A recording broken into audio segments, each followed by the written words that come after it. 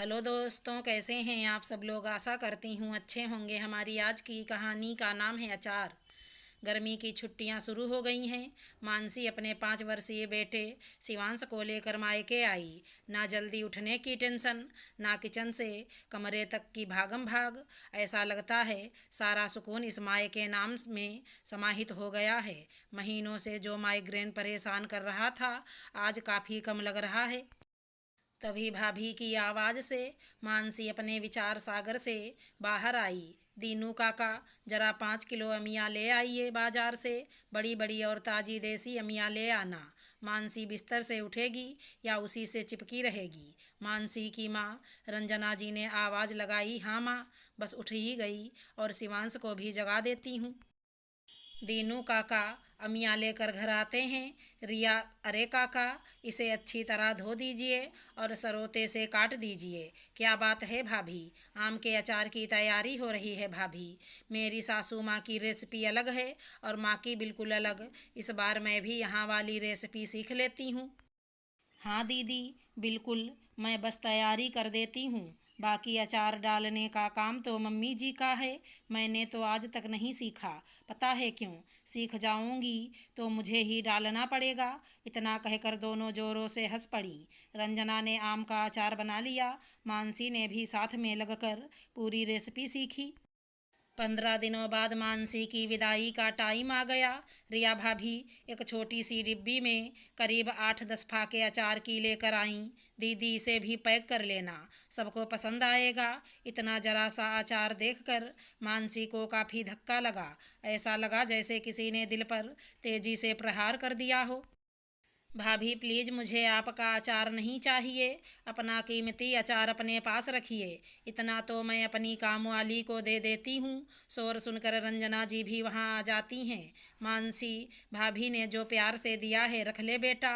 रिश्तों के बीच कभी कभी छोटी छोटी बातें बड़ा रूप ले लेती हैं। रिश्ते मोती की माला की तरह होते हैं।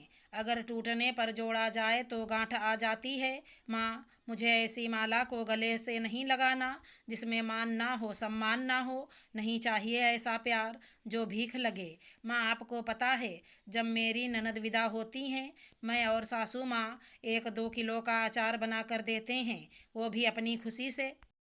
माँ, हमारे शास्त्रों के अनुसार बहन बेटी ब्राह्मण और गाय को देने से कभी घटता नहीं बल्कि बढ़ता ही है। ये चारों काल को भी हर लेते हैं। बहन बेटी जब विदा होती हैं तब घर की अला बला लेकर विदा होती हैं। माँ, आप भाभी की ही साइड लेती हो, क्योंकि पहले वहीं तो आपके काम आएंगी। मैं ठहरी परदेसी। वैसे भाभी, आपने इतना अचार बनाया क्यों है? भाई तो एक भी फाक हाथ नहीं लगाता। ओ याद आया, आपके मायके में यहाँ का अचार काफ़ी पसंद किया जाता है। सॉरी दीदी, मैं अभी और अचार पैक कर देती हूँ। नहीं भाभी, रहने दो, मैंने सीख लिया है, वहाँ जाकर बनाऊंगी। मानसी ने अपने मान सम्मान और स्वाभिमान के साथ विदा ली। हेलो दोस्तों, कैसे हैं आप सब लोग। आशा करती हूँ अच्छे होंगे। हमारी आज की कहानी का नाम है आदत। पापा जी, आज दोपहर के खाने में क्या बनाऊं? अर्पिता ने अपने ससुर जी से पूछा। जो मर्जी हो बना लो। अशोक जी बोले, पापा जी, मटर पनीर बना लूं? मुझसे ये सब्जियां नहीं खाई जाती। उड़द की दाल बने, बहुत दिन हो गए, तो उड़द की दाल और गोभी आलू की सब्जी बना ले, अशोक जी ने कहा।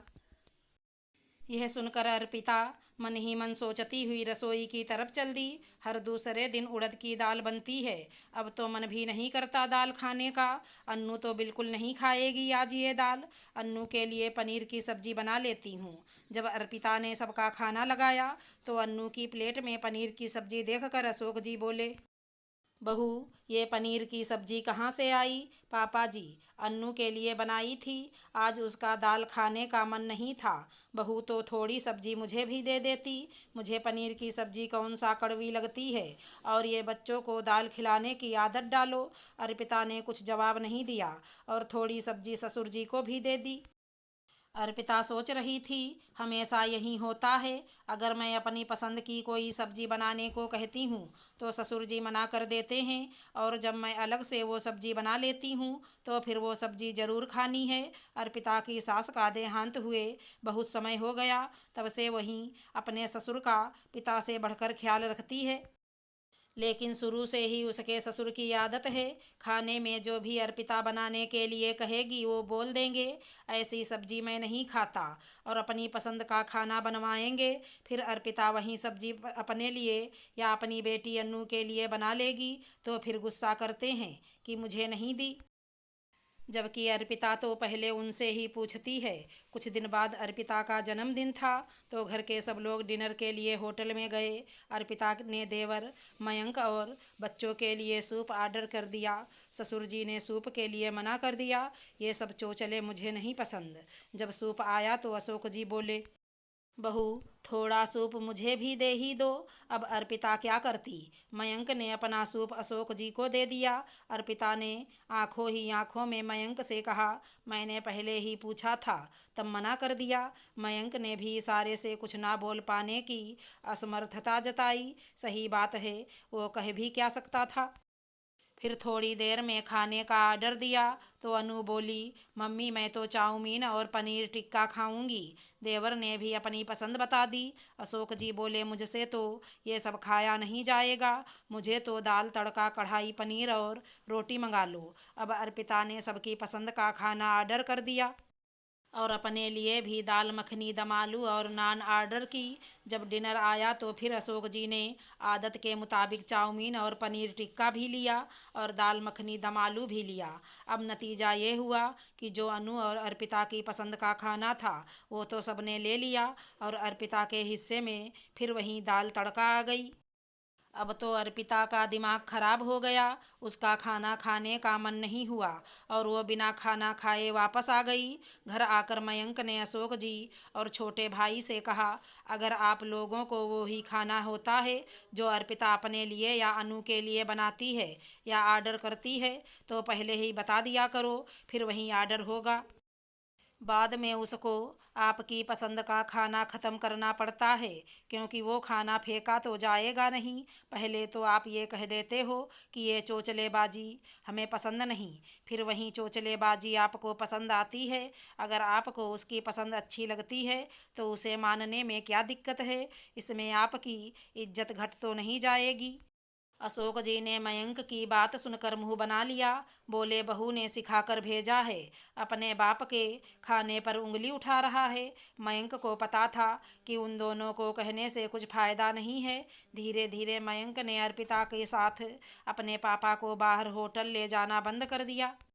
घर पर भी अर्पिता अन्नू को उसकी पसंद का खाना ससुर जी के खाने से पहले या बाद में देती, क्योंकि अर्पिता को भी पता था ससुर जी अपनी आदत बदलेंगे नहीं तो खुद का मन खराब करे या घर में कलेश करके कोई फ़ायदा नहीं। अगर हमारी कहानी पसंद आई हो तो चैनल को लाइक शेयर सब्सक्राइब करें। राधे राधे दोस्तों।